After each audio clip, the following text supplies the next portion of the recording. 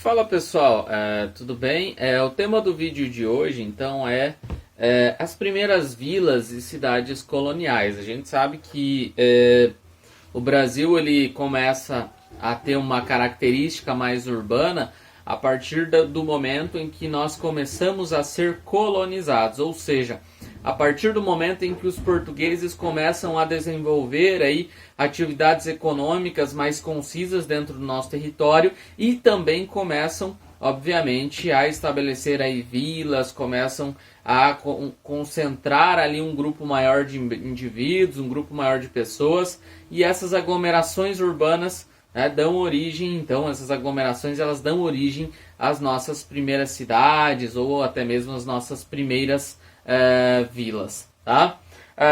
A primeira vila fundada aqui no Brasil e administrada por portugueses em terras brasileiras, digamos assim, foi a vila aí de São Vicente, ali no litoral paulista. Lembrando, né, São Vicente era uma das capitanias hereditárias, uma das poucas que deu certo ali dentro desse processo de distribuição de terras dentro aí do território brasileiro. A Vila de São Vicente, então, ela vai ser aí caracterizada como a primeira vila aí, a ser administrada pelos portugueses, tá? Essa vila ela foi criada a partir de uma expedição que foi liderada aí por um fidalgo português, né, o chamado aí Martim Afonso, lá em 1532. Essa foi a primeira expedição aí destinada, digamos assim, à colonização aí do nosso país, tá?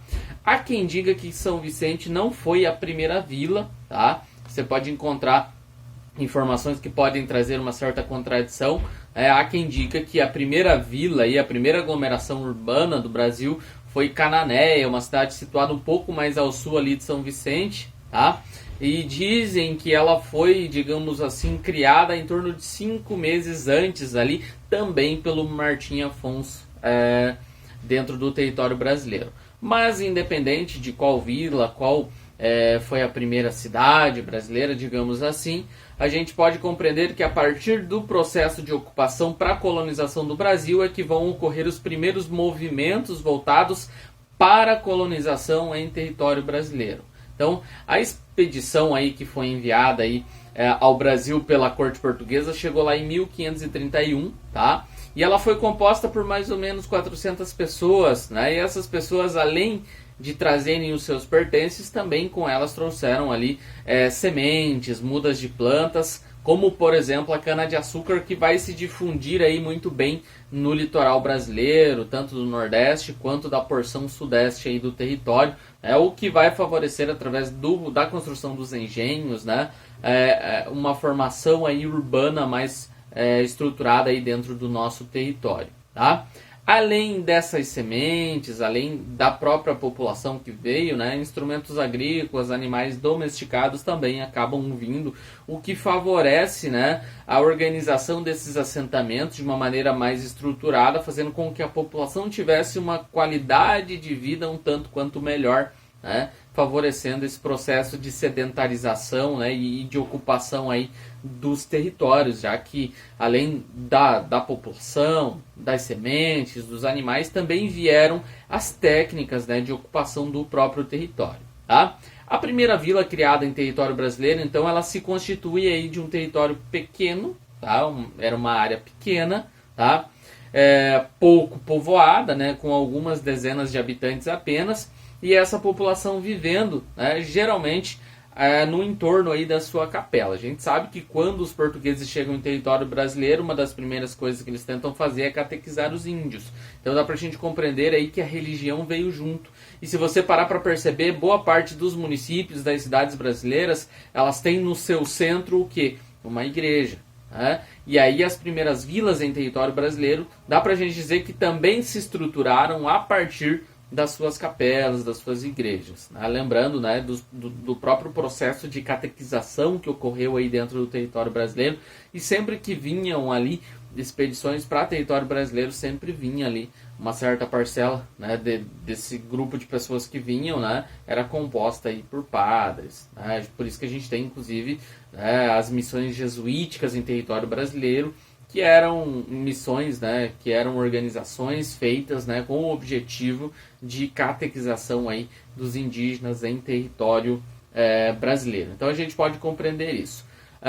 Um outro fator, né, é que cidade, né, se a gente pegar um critério mais atual, no Brasil uma cidade, para ser considerada cidade, ela tem que ter um centro político administrativo. O que é isso? Uma prefeitura. Se você pegar outros países do mundo, não necessariamente você tem que ter aí um centro político administrativo, mas sim você tem que ter uma aglomeração aí com 2, 3 mil pessoas, por exemplo. Tá? No caso do Brasil, a denominação de vila ela era concedida a partir do momento em que havia uma organização administrativa própria. Ou seja, você tem um polo administrativo, um grupo de indivíduos ali que vão estar administrando não só as atividades econômicas, mas também a própria organização social ali da população. Então, ao tornar-se mais populosa, digamos assim, né, as vilas elas começavam a ter ali ruas estruturadas, começavam a ter aí algumas praças ou largos, digamos assim. O local, então, a partir desse momento, quando agregava mais habitantes, ou seja, tinha uma população maior, quando começava a ter os primeiros arruamentos, quando começava a estruturar as suas praças públicas, então, a partir desse momento, essa vila ela era elevada ao grau de cidade, por conta da própria aglomeração urbana, né, um número de habitantes maior. Né? Então, dentro desse contexto, né, de estruturação com maior população, uma organização urbana já aos moldes da cidade portuguesa, a gente pode colocar então que a primeira cidade brasileira vai ser aí Salvador, na Bahia, né, que vai ser então a nossa primeira cidade partindo dos pressupostos que eu mencionei anteriormente. Então, você tem então cidades com ruas aí estreitas, dispostas perpendicularmente entre si e, claro, com um projeto que tinha uma característica, que tinha uma semelhança, digamos assim, com as cidades europeias ali, principalmente dentro do território português. Então, essa característica urbana, né, de ruas estreitas, bem esquadrejadas, tem uma característica, obviamente, do critério europeu aqui dentro do território brasileiro. Lá entre 1549, que foi o ano em que foi fundada aí Salvador, até 1763, mais ou menos, Salvador então vai ser a capital aí da, digamos assim, da colônia brasileira, da colônia portuguesa que o Brasil ainda era naquele período. Tá? Então, de 1549 até 1763, Salvador foi a capital aí do território brasileiro, por conta de ser já uma aglomeração urbana mais estruturada, melhor organizada. Então, era mais fácil você distribuir as atividades econômicas e, inclusive, a própria coroa portuguesa, a partir dessa organização maior, ela conseguia fazer uma leitura do processo de colonização que estava se desenvolvendo aqui no Brasil. Salvador também dá para a gente colocar como uma cidade que foi uma das mais populosas entre as cidades brasileiras, também hoje, né, uma cidade bastante populosa, mas dentro desse contexto de formação dá para a gente colocá-la como uma das cidades daquele período, né, do processo de colonização ainda como uma das mais populosas. Tá? Vale salientar aqui que boa parte das cidades, das vilas durante o processo de colonização que foram estruturadas no Brasil, elas se deram dentro do seu processo de construção a partir da costa brasileira. Tá? Então existia uma facilidade de você estruturar ali vilas e cidades na costa brasileira por conta da facilidade da conexão entre Brasil e Portugal. Quanto mais para o interior fossem as vilas, as cidades, mais difícil de você ter uma conexão com a Europa, e o deslocamento dos produtos, né, produzidos ali se tornava mais oneroso, mais cansativo, digamos assim, e mais complexo de você levar do interior do país até o litoral e depois do litoral para a Europa. Então, as primeiras vilas elas se estruturam no litoral brasileiro por conta de uma facilidade, digamos assim, de deslocamento da sua produção e da própria população à Europa. Tá? Então, a conexão entre Brasil e Portugal, obviamente, até mesmo a conexão entre o território brasileiro, Portugal e o continente africano, apresentava-se como uma organização que visava o papel comercial traçado a partir do próprio Pacto Colonial.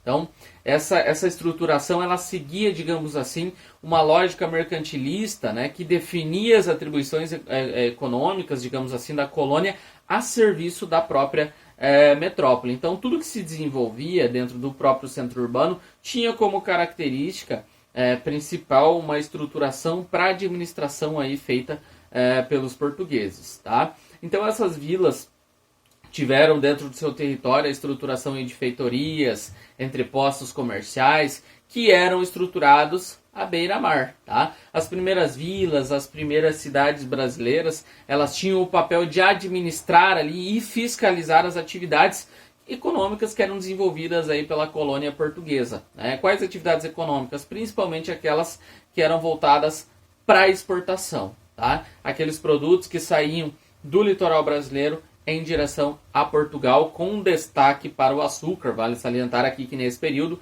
o açúcar tinha um alto valor agregado e era bastante importante para o desenvolvimento da própria coroa portuguesa. Tá? Então, as cidades elas vão se estruturar a partir do processo de desenvolvimento econômico, né, a partir das próprias atividades econômicas. As vilas, as cidades, né, essas primeiras cidades aí do território brasileiro, elas foram fundadas, digamos assim, até o fim ali do século XVI, né, e como eu mencionei antes, todas essas vilas praticamente eram costeiras. Aquelas que se desenvolveram mais eram vilas costeiras, estavam mais próximas do litoral, justamente com essa ideia de uma logística facilitada, né, de deslocamento dos seus produtos para a Europa. Tá? Vale salientar aqui que São Paulo, né, vai ser uma exceção dentro desse contexto, mas ela não está tão distante assim do litoral.